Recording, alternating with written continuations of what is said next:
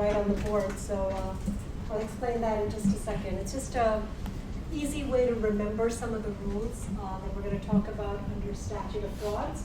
So this is it for new material. Sorry that we're slamming on a bunch of new stuff before next week, but this sort of rounds up our contracts law discussion just before the midterm. So we're going to talk about two big rules in Chapter 14, okay? Statute of Frauds and the Parol Evidence Rule. Okay? So what is the Statute of Frauds?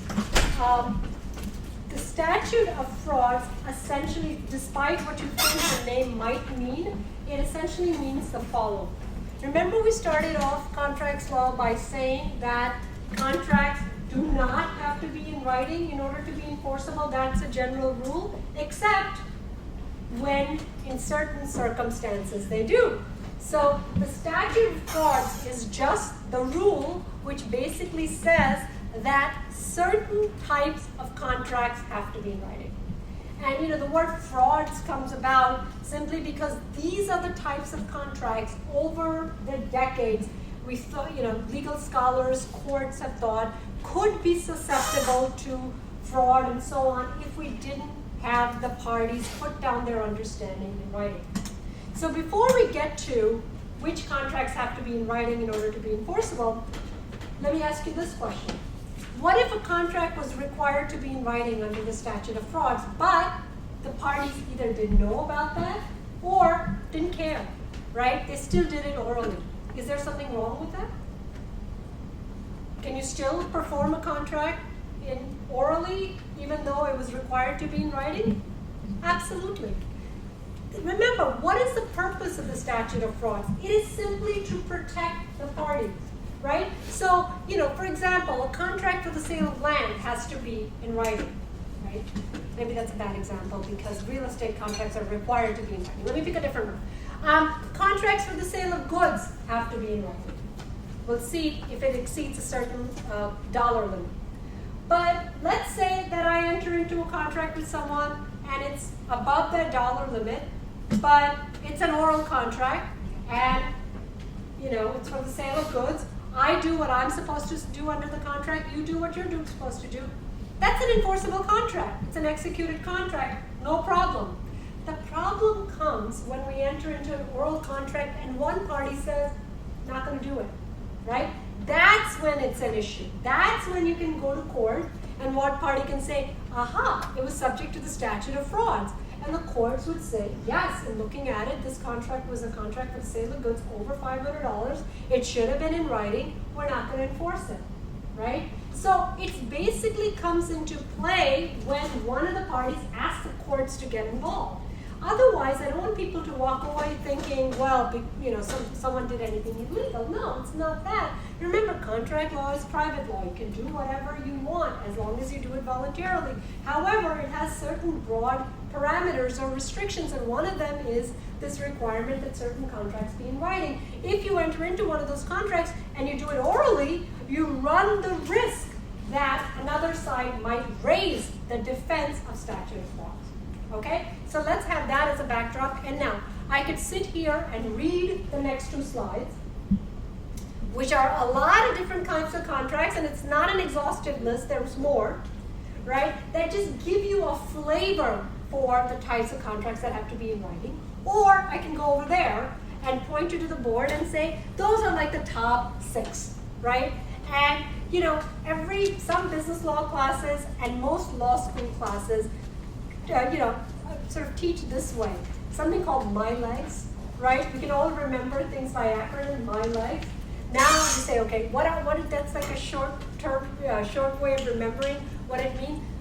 Contracts involving marriage, year, land, something called equal dignity, goods, surety or guarantors. Those are like the top 6 examples, if you will, of contracts that need to be in writing. So the good news is they're all mentioned here, among others. Those are our top 6, okay? We'll make it simple. Because the idea here is to just give you a flavor for the types of contracts that have to be in writing. And the first one is the L, right? Because those are contracts involving real property. So what are contracts involving real property? Well, real property, anything that's not personal property. So land, but not just land, buildings or anything attached to the land, anything involving the sale of land, right? But that also includes mortgages and things like that, right? So you can't, I say you can enter into a contract for the sale of land, because a lot of times real estate contracts under state law have to be in writing. But what if there was no mortgage? What if this was a pure cash sale? There's no other bank involved, there's no other party involved, and what if, let's say it's undeveloped land out in western New Jersey somewhere where there's still some undeveloped land that hasn't been, already taken up. All right? Is it possible that we could have an oral agreement? Sure. Is it possible that down the road, as we'll see in a couple of cases, someone says, wait a minute, I don't have to perform because it is subject to a rule that basically says any contract for real property has to be in writing? Sure, that could be an issue. So, I always say, especially for commercial parties or any party, if you're going to enter into a contract with someone, put it in writing. It is a good idea. It's always better to have understandings put in writing. But particularly when you know that certain types of contracts are required to be in writing, you should, that's another incentive, right? And the other issue is that it's always a problem of proof, right? So you always could have the potential that while the contract is still executory, meaning still in the process of being performed, then one party can raise a defense and either, just say simply it was subject to statute of frauds.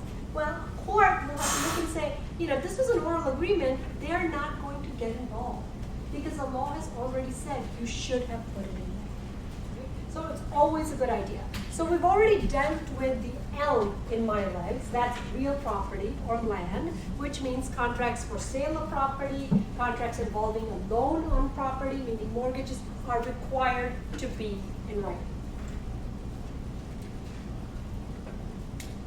And, we have a whole chapter on real property, lucky us, between the midterm and the final. So I'm not going to bore you with what a life estate is, with what an easement is. We even talk about leases, a whole chapter on real estate leases. So don't worry about the definitions right now. We're going to get to that. But that just tells you that anything involving real property is required to be in writing. See the Y? Year. That is something called the 1-year rule. And under the Statute of Frauds, any contract, an executory contract, remember an executory contract is a contract that has been entered into but not yet completed. Any contract that cannot be completed by its own terms within 1 year of the time that you enter into it is required to be in writing. So for example, if, we were talking about employment agreements before, right? Someone signing a non-compete and all that. So if it's a contract to hire someone for 2 years, that contract is subject to the Statute of Frauds and needs to be in writing. The writing doesn't have to be anything spectacular, but it has to be reduced to words in a piece of paper or type or whatever, an email or something in writing. Otherwise, either party can have an out because they can assert the Statute of Frauds that it was required to be in writing. So a contract that by its own terms cannot possibly be completed in 1 year is required to be in writing. We get to the G. Look, actually, this is one of the confusing ones. I'm using the G for something else. A guarantee contract, the word guarantee and surety are almost the same. So I name it the S in my legs, surety or guarantor. So a contract under which one person guarantees the debts of another party, right? Everyone know what a guarantor or surety is? When someone co-signs a loan, when someone agrees to guarantee a debt for another, it's also called a surety. Those obligations are required to be in writing. In fact, there's a case in the book on that, which is a simple fact pattern that basically says promising orally to pay the debt of another party is something that is required to be in writing, such that if you're challenged on it, the court will say, yeah, it was subject to the Statute of Frauds, it should have been in writing, in order for us to enforce it. We're not even going to worry about proving it orally or not, because we don't have to. It was subject to the statute of frauds. So, for those of you that take business law too, we talk a lot about secure transactions, when you talk about who a guarantor is, a party that agrees to pay the debt of another party, who the surety is, and so on and so forth. And so don't worry about this. Again, I just want people to understand that this is another example of when contracts have to be in writing, when someone agrees legally to pay the debt of another party, to act as a guarantor. That kind of contract is required to be in writing. And let me just quickly do this case. This case involved two friends. Okay? So basically it was two friends where one friend owned like a car dealership or something, and he basically was lending money to a friend. Little did he know that his friend had a gambling problem. And he kept lending money, he kept promising to pay it back, he wasn't paying it back, so the friend that owned the dealership kind of got worried and said, wait a minute, I'm worried about this guy, I may not get my money back, let me call his wife. And his wife was the one who was wealthy, right? And the wife's name is Mary, and he said, Mary, look, John has been borrowing all this money from me, I don't have any problem lending him the money, but I want to get paid. So according to this guy, Mary agreed to pay John's debts if he did, right? Over the phone. Okay? What happens? The guy never pays him back. Now he goes to court to sue not just his friend, but also Mary, based on her alleged promise guaranteeing her husband's debts. And the question is that oral promise a contract, a legally enforceable contract? And you might say, well, who heard the, did anyone hear the comment? Let's say they did. Again, that's a problem of proof. The courts are saying, we're not even going to get into it. Subject to the statute of frauds, if this was a contract where someone is guaranteeing to pay the debts of another party, regardless of the dollar amount, it should have been in writing. If it's not in writing, we're not going to get involved. Courts will not enforce such a contract. Not that it's illegal or anything, it's just that it was required to be in writing and it wasn't.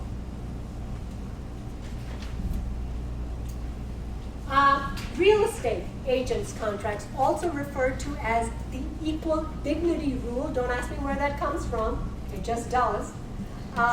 So the equal dignity rule is sort of, when you think equal dignity, think real estate contracts. So any contract involving agents' promise to sell real property has to be in writing.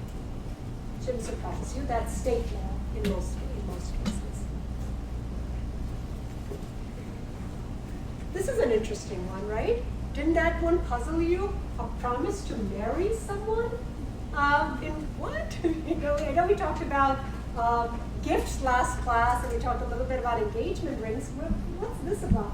Promise made in consideration of marriage. So automatically, you should be thinking prenuptials. Prenuptials. So under the statute of frauds, a unilateral promise to pay money or property in consideration for promise to marry must be in writing. That sounds kind of wrong. You don't give people money to marry you. But what it is this notion that, two people agree to get married, understanding the reality that not everything lasts forever, and that there is potential, significant property involved, usually more on one side than the other, and they agreed to enter into a prenuptial agreement. Prenuptial, meaning it comes before the nuptials, before the wedding vows, means that they agreed to settle their property in the case of a divorce, and sometimes it involves more things, right? And that kind of an agreement has to be in writing in order to enforce it. And we see prenups a lot sort of come up with, the celebrity types and so on. Even when they are in writing, one party argues that they weren't given enough time to decide or whatever, that it's unfair and blah, blah, blah. And there the law can get involved and sort of, look at the facts and circumstances one way or another. But the fact of the matter is that an oral prenuptial agreement is not something that the courts would ever enforce. If you have one, it needs to be in writing. So promises in consideration for marriage is code word for prenuptials, and they are required, prenuptial agreements, and they're required to be in writing. And by the way, if you like this sort of thing, we have a chapter on matrimonial law, so we're not going to get into too much detail here. And another example of contracts that are required to be in writing, and you might say, oh my God, what is all this stuff? This is the Uniform Commercial Code. This is the UCC. This is the stuff that we will talk about when we get to business law too. For now, all I want you to know is that contracts that involve selling goods over $500 are required to be in writing. Contracts that involve a lease over $1,000, these are made up numbers under state law. Some states have even gone higher than this.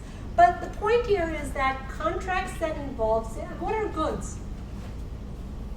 Goods are, anything tangible, right? I mean, good as a car. It's a notebook. It's computers. And $500, not a whole lot of money, right? So that has to be in writing. And you may say, wow, every time you do that, you have to. Well, I mean, what is a writing? A writing can be a sales receipt. A writing can be anything. A writing can be, an invoice, right? So it doesn't have to be formal, but the law basically says that, look, if we're going to get involved in deciding a dispute between two parties where the dollar limits are enough, we want to see some proof. We don't want to hear he said, she said.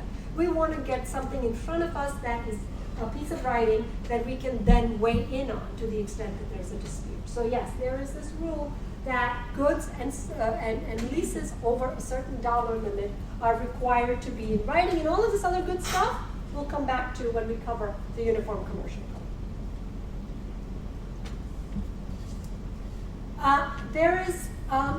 So there are rules and then there are exceptions, because that's just a torture we have to go through in business law, right? The general rule is contract doesn't have to be in writing.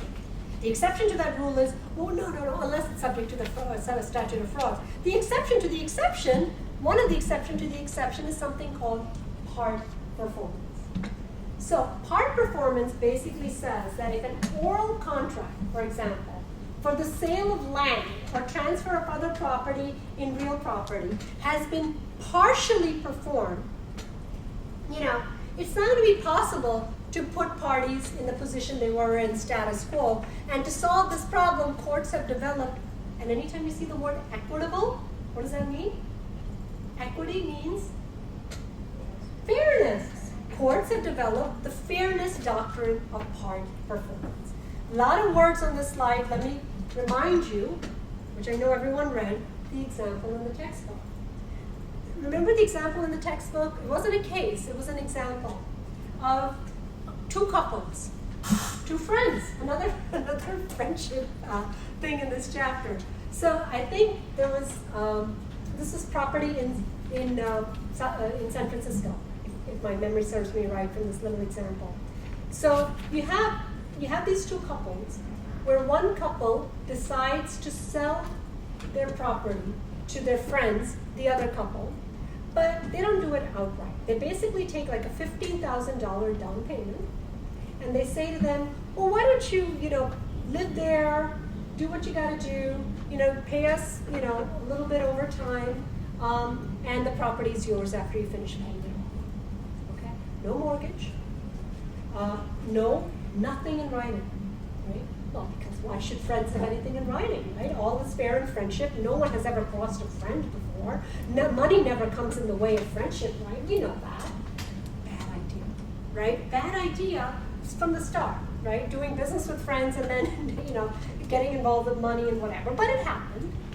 But here's a couple of problems, right? It is a contract. It is an oral contract. So what happens here is the other couple starts living there, has given the payment, and what happens, as happens with real property sometimes, is, during the time that they're still paying off the sale over time, property values skyrocket,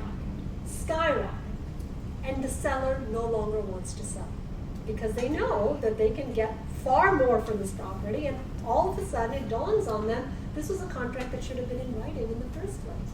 they can get out. It was subject to the statute of frauds. They go to court to eject their friends from the property and claim it for themselves. And the court here says problem. Problem, for example, with part performance and real estate. Because here, again, the court is coming in and using equitable doctrine of fairness and saying, yes, we know technically it was subject to the statute of fraud, but this would be grossly unfair, right? And here we're going to listen to the other side. And if it's proven, and here it was proven, I mean, there was, basically they were, this you can prove. They're paying the real estate taxes. They have their canceled checks. They're paying everything. They've been living there for, let's say 7-8 years down the road. And they're almost done paying it off. And at the 11th hour, you're basically saying this property is not yours because we want the appreciation as sellers and you're not entitled to it. That would be unfair. Courts can step in and apply this equitable doctrine of part performance because otherwise unfairness would be something. So, it's not as if, every court is going to say statute of frauds, we're not getting involved. They're at least going to be listening to another side that possibly is arguing an exception to the statute of frauds, and this is one of the exceptions. And if you look at the title, it says very clearly equitable exception, so it's an exception based on fairness.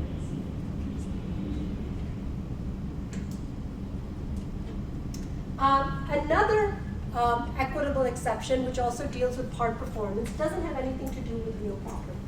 So this is another part performance sort of thing where equitable doctrine says that the court may order an oral contract. Is this sale of land again? I thought it was something different. Hold on. Am I doing the same slide? All right, so it's the same thing. But so, by the way, part performance could also be used in another fashion. For example, it's for the sale of goods. And, the goods are over $500. Everyone knows it's subject to the statute of frauds, right? But let's just say that it's a delivery that is supposed to be made in 2 installments. One on October 1st and one on November 1st. Should have been in writing, but it wasn't. The October 1st delivery comes and the parties have paid for it. After that time, before the November 1st delivery, someone raises the defense of statute of frauds. The courts are essentially going to say, look, the contract has been partly performed, right? We're going to look to see whether in equity it is even fair. Because, you sort of have to look to see what is the purpose of statute of frauds. Statutes of frauds was essentially devised as a way to not entangle the courts in legal disputes for things where it would have been simpler to have an agreement because otherwise the courts could never have figured out who was right, who was telling the truth, and so on and so forth, right? But, for example, with part performance here, where it is clear, with partial delivery of goods, it was clear that one delivery was made, they paid for it, so there was a contract. We know how much it was. It would be unfair almost to hide behind this technicality when one side is obviously taking advantage of the other side. And you might say, well, why would anyone go to court over this? Well, it might be that what somebody is selling, the price has, fluctuated, where they don't want to make delivery on November 1st because, you know what? To sell at the price that they did on October 1st, they would suffer a loss, right? So really, that is the reason why someone wants out and wants to hide behind the statute of frauds. And the courts might argue, you know what, in equity, it isn't fair. This is a contract, we know what the price was, we saw, we don't need a written contract, and in the right set of circumstances, we might say that part performance is an equitable doctrine that negates, that trumps the statute of frauds. So again, we could get far more complicated, but the point that I want to make here is that not every contract needs to be in writing. Some do if they're subject to those things. And even then, the courts might apply equity and fairness in the right kind of case if it would lead to an unjust result in the long end. And it looks like someone is basically just using the statute of frauds as a technicality. Now, real quickly, how formal does the writing have to be? Not very formal for the most part, right? Written contract doesn't have to be drafted by a lawyer. It doesn't have to be, formally done in order for it to be binding. all the court requires for something to be in writing is that the basic terms be there. That's all. Real estate mortgages are subject to different rules, right? That does require a level of formality. But for example, sale of goods over $500 could be anything. It could be an invoice. It could be the back of a napkin. It doesn't matter. Something that is on its face authentic and not forged is something that will satisfy the writing requirement. It could be email. It could be text messages. It could be, in today's day and world, writing is a very fluid term. Does it have to be signed? Right? And this is something that trips up a lot of people. Because if I didn't put up the slide, most people would say, yeah, it has to be signed by both parties. Actually, that's not true. It doesn't have to be signed by both sides. Because sometimes it happens. I might send a contract to someone, I sign it, I send it to them, I never get it back from them, signed. That doesn't negate that being a valid written contract. Why? Because the only parties whose signature matters is the party, it depends on who's contesting it. So for example, Statute of Frauds and the UCC require a written contract, whatever its form, to be signed by the party against whom enforcement is sought. So for example, if I'm the party that's saying that this contract should not be enforceable because it's subject to the Statute of Frauds, but I've signed it, and the other side hasn't, but they're not contesting it, my signature is enough, right? I cannot hide behind the fact that the other side hasn't signed. Why? Because they're not going into court and saying they don't want to perform, they're fine with it, right? So why do we need both signatures? Because the whole point of a Statute of Frauds is to avoid, knowing what side wants to do whatever. So for example, if I signed a contract, sent it along to the other side, they never signed it, I never got it back, so what? It is still subject to the Statute of Frauds. Why? I cannot, the party against whom it's sought, I cannot go ahead and hide behind the Statute of Frauds. So don't take that signature requirement too seriously. The law is trying to get away from formality. It is trying to find contracts to be enforceable. If a signature is suspected of being forged, again, you have to sort of get into, you might be able to hire a handwriting expert, so on and so forth. That's a whole other issue. So, look, signature can be e-signature. Signature can be just, acknowledgement that you've received something. It doesn't have to be my name to a piece of paper, right? Forgery is another issue that's a matter of fact. But, again, signature is a very, very fluid term, and it's not something that that is taken very literally. We say writing. Does writing have to be on one piece of paper? Well, we said it doesn't even have to be on a piece of paper. It can be, it can be email, text, or whatever. The fact of the matter is no. Oftentimes parties negotiate with one another. I may send an offer, and then we may go back and forth. And over time, we've got 3 different correspondences. One is a fax, one is a letter, one is, FedEx, whatever. The law says basically the combination of several writings constitutes a single contract. Perfectly acceptable. There is something called incorporation by reference. I'm not going to go into it in too detail. All it means is that, look, what if we signed a very simple contract that said, look to our prior contract for all the details? Is that acceptable? Sure. It's called incorporation by reference. I can reference another document and have it sort of be brought into. So again, simplicity, ease is what the law is sort of saying here. We're not going to take this writing requirement and make it so difficult that it's difficult for the parties to satisfy. And then there's this other notion of, well, you could put things in writing, but what if the words that you use are confusing, are ambiguous? And the courts, after the fact are going to be called upon to say, well, what did it mean to say, using industry-grade lumber? What does that mean? That's a construction term, right? And what if someone used that, in their contract? And one party is arguing, I got very inferior materials, and I don't want to pay on this contract, or I should get a break or whatever. the courts say, look, obviously we're going to look at facts and circumstances, but the general rules are the following. Ordinary words are going to be given their ordinary meaning. If something is industry grade, we're going to look to see. That's not going to be the highest quality. Those words, if they meet the minimum standard of an industry, that should be okay. If you wanted something else, you should have negotiated that, right? So technical words are going to be given their technical meaning. If you didn't understand that, too bad. You should have looked it up. So again, words and how they're used are going to have standard interpretation. And we're going to again bring in a reasonable person standard, right? So we can go on and on about this. What if anyone ever signed a lease agreement? When you rented an apartment or something like that? And what kind of lease did you get?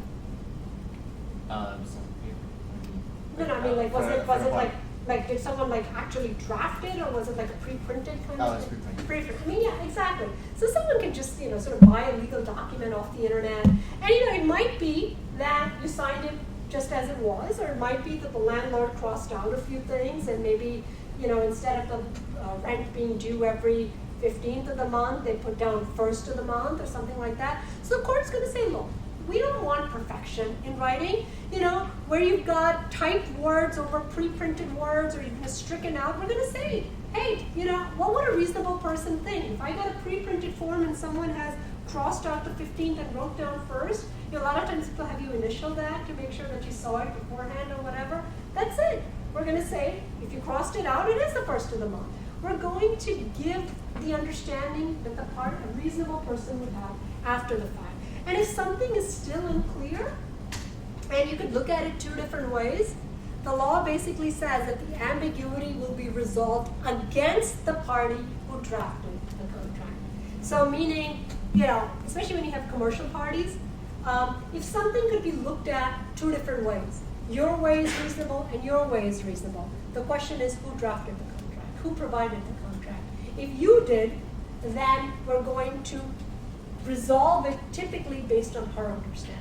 Why? Because you're the one who caused the ambiguity. That's like a bright line rule. Courts just look at these general principles, because at the end of the day, parties are arguing over, well, I signed something, it said the 15th, but I didn't really see it there, or the version that was faxed to me didn't have it come across, right? Those types of things. And that happens. Sometimes you owe a penalty if you don't pay on time.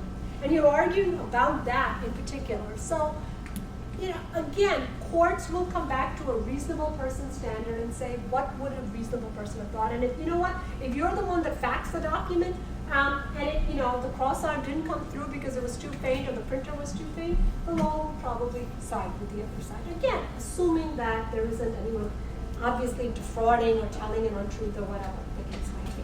So yeah, you can even look at the writing requirement and spend, hours talking about it, but the fact here is very simple. Writing can be relatively informal, words are going to be given their ordinary meaning, and essentially it's going to be a reasonable person kind of a test. Okay? So quickly, that was the first part of the chapter. The second part of the chapter is fairly quick, and that's something called the Parol Evidence Rule. Okay? People hear the word parole, and automatically what do they think? Criminal law, right? Someone coming out on parole. That's not what we mean. By the way, that parole would have an E at the end. This is a contract law rule. Parol Evidence Rule. Basically means the following. It says essentially that if you have, I know there are a lot of words here. Let me just boil it down to what it essentially means. If you have a written contract, whether or not that contract had to be in writing because of statute of frauds, or whether you just said it was a good idea to put it in writing, right? The Parol Evidence Rule is going to look at that contract and basically say, you know what, we're going to decide a dispute based on the four corners of that contract. It's also called the Four Corners Rule. And it basically says, look, contracts are essentially understandings between two parties. When parties have a dispute over them, they go to court, or they go to an arbitrator to help them decide that dispute, right? After after the fact, the court, for example, a judge or a jury, is at a disadvantage. They weren't there when negotiations were happening. They're supposed to kind of come in after the fact and decide who's right or who's wrong. So they're going to take the help that they have under the law to basically say, look, if you bother to, have a contract, for example, be written down, the Parol Evidence Rule basically says, we're not, once, a piece of paper says what it says, don't give me your side agreements that you might have had orally. Don't give me other things that should have been incorporated but weren't referenced in that contract. We're not going to look at it. Because if it was important enough, you should have referenced it.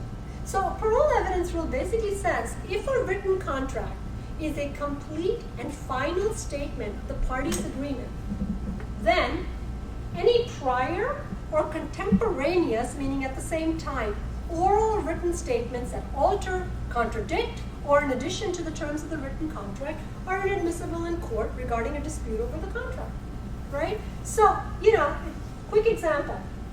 You said you signed a lease. And let's say that lease document was a very clear document that said rent is due on the 1st of every month. And if rent is not paid on the 1st of every month, there will be a penalty that is owing $50 per day until you make payment. Clear. The words are pretty clear and you signed it, right? But now, 1 month you paid penalty, and 2 months you paid a penalty, or the other side wants you to pay a penalty because you made payment on the 5th of the month. And you're arguing, I'm sorry, I'm picking on you told me that you signed the lease.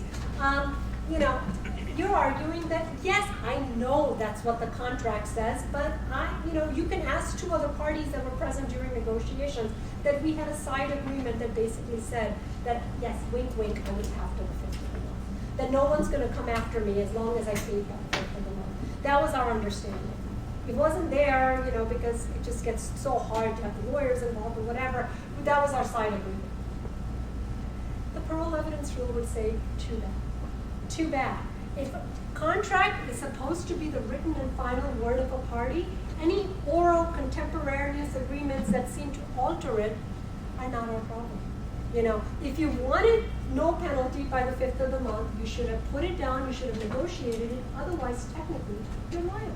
Even though you might have a friend, you might have 2 people that can, under oath testify that that was your understanding, the court will go back to the Parol Evidence Rule, the 4 corners of the document, and say, if it isn't in there, why are you asking me to bring it in there? Okay? That, in a nutshell, is a Parol Evidence Rule. And it just helps contract law be more certain, right?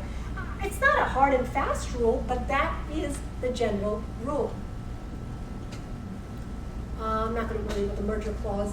I'm going to go to the exceptions, right? I know it's maddening. We have a rule, and then we have exceptions to that rule, but that's just how this is.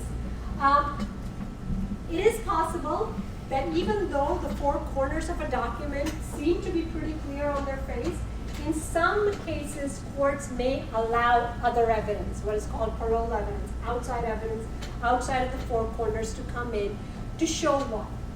To show, for example, that a contract is void or voidable, right? How else is someone supposed to prove duress or mental incapacity if you don't allow other evidence, right? That is an exception. If you're arguing a defense, court has to allow that to happen. Showing ambiguous language. What does the word ambiguous mean? Unclear, having different interpretation. In the clear example that I picked with the lease, I don't know how else to interpret the 1st of the month except the 1st of the month, right? But it is possible that there might be another clause where it could be subject to different interpretation. If that's the case, parole evidence is allowed to come in, meaning it's possible for the parties to defend their position. Concerns of prior dealing or course of dealing between the parties, you might have one party say, yeah, I know that the contract says what it says, but the fact of the matter is, we've had a lease for the last 20 years. I have always paid by the 5th of the month. I have all of my back checks to prove it. Why all of a sudden am I being charged a penalty? Course of dealing, right? That's possible. Filling in a gap in a contract. Again, the contract isn't complete. correcting an obvious or typographical error. How can I prove that this is wrong if you don't allow me to show that every other draft of the contract that came before had a different number? This was just a typographical error, right? So yeah, there are some common sense exceptions to the Parol Evidence Rule. Oh, I forgot there was a little case. This case, I think was kind of a stretch for parole evidence because it was just so clear on its face. It was a baseball case. It was when somebody bought season tickets to like a minor league game, and it was a business, and the business essentially gave away the tickets that they had to a business associate. The business associate went to the game and engaged in like lewd behavior or whatever. They were thrown out, and basically the owners of this team, the New England Patriots, basically said, we will not sell season tickets to this person ever again, right? And apparently this was someone that loved this team so much that they would bother to take them to court over this. And they basically said, you can't do that to me. You can't deny me my right to buy season tickets for the next year. That is my God-given right.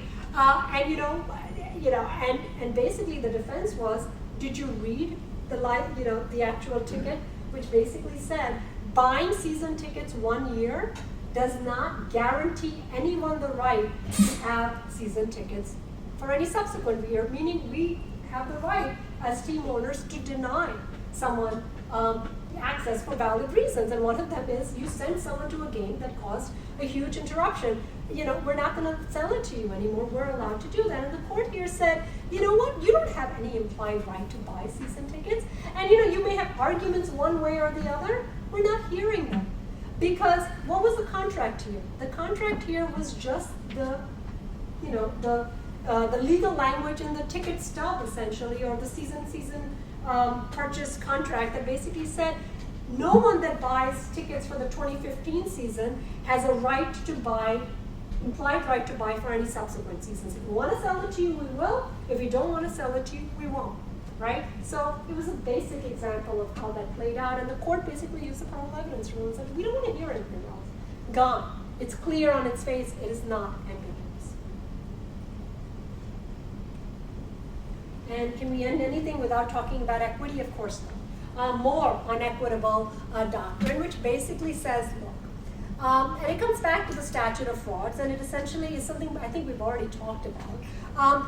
Again, to say, yes, I think it's almost like the slides are a little bit out of order. An equitable doctrine that permits enforcement of oral contracts that should have been writing. We've already sort of talked about it with the part performance. I think I have to move my slides. But basically says if it avoids injustice and so on. And this is the example that I gave with the couple in San Francisco, right? Promises made, reliance on that oral promise. We will sell you, go live on it, pay us whatever. Injustice would result if we didn't uphold an oral contract. It would just be unfair. Equitable, exception, part performance, promissory estoppel, call it whatever. It is an exception to the statute. And I'm sorry, it comes a little bit out of order.